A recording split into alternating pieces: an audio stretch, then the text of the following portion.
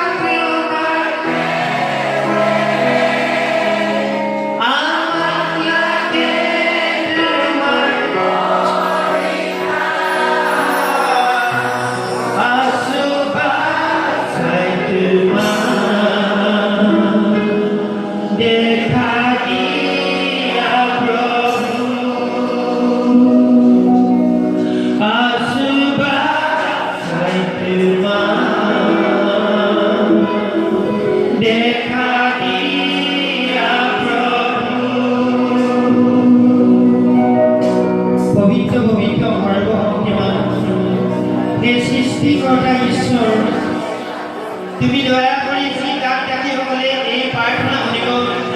তেওঁলোকৰ গাত যিমান ৰোগ ব্যাধি টিবি কেঞ্চাৰ গৰিবিক পেটবিক হাৰ্টবিক গৰিবিক আৰু ঘৰখনত যি অশান্তি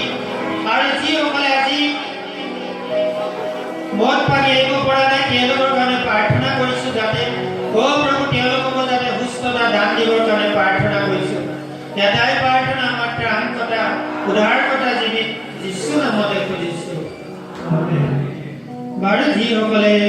এই প্ৰাৰ্থনাটো হৃদয়ে ভেটি শুনিব বা বিশ্বাস কৰিব তেওঁলোকে নিশ্চয় কিবা এটা অনুভৱ কৰিব আৰু আমালৈ যাতে জনাই যাতে আমাক কেনেকুৱা পালে ধন্যবাদ।